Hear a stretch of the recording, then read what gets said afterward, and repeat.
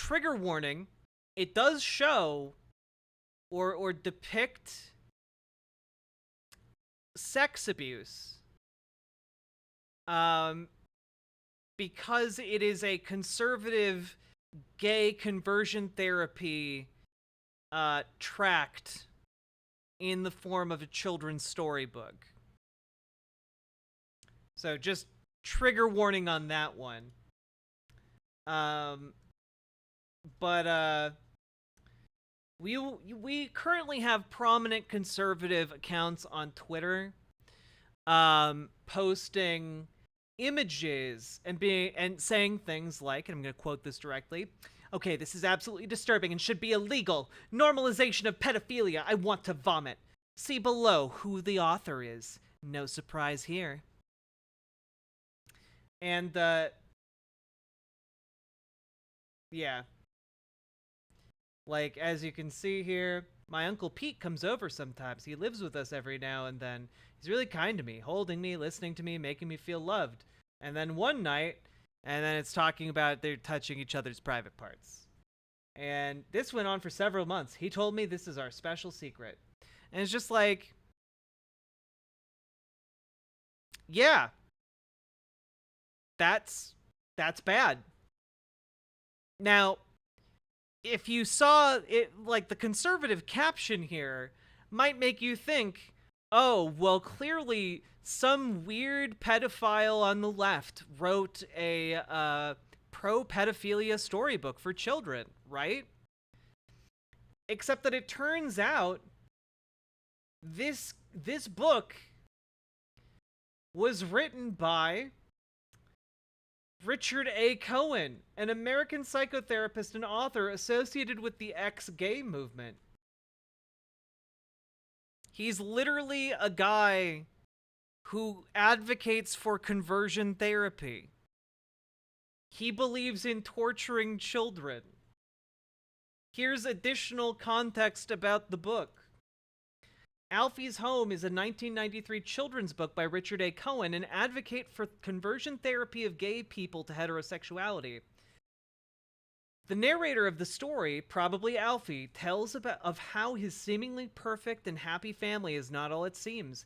His parents fight all the time. His father's rarely around, usually yelling at him, and his emotionally distressed mother clings to the narrator for support. Luckily for him, his Uncle Pete listens to and spends time with him. Unluckily, Uncle Pete is in fact a creepy uncle and molests his nephew. This leads to many psychological problems as the narrator gets older. This book is infamous for being an anti-homosexuality tract, suggesting that homosexuality results from being molested as a child and having a dysfunctional family, along with advocating conversion therapy, a practice that has been discredited years earlier and has become illegal in several jurisdictions. And, is he ex-gay? Yes. He's a prominent member of the ex-gay movement, i.e. people who have been psychologically tortured into being straight.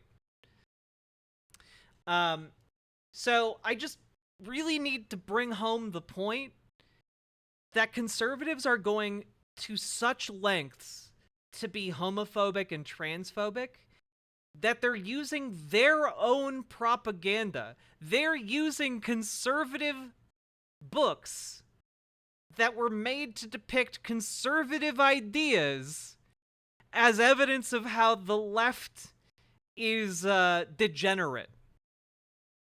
They're using anti-homosexuality propaganda to make more anti-homosexuality propaganda.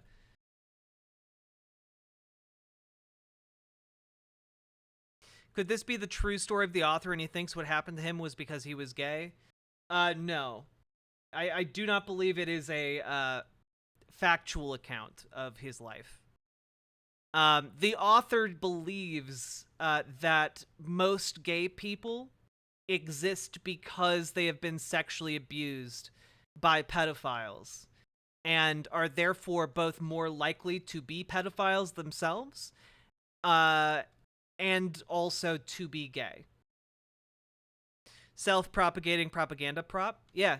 No, it's They're using their own propaganda to say, see, we have evidence of gay people grooming children. And it's just like, the thing you're holding up is something you made yourself.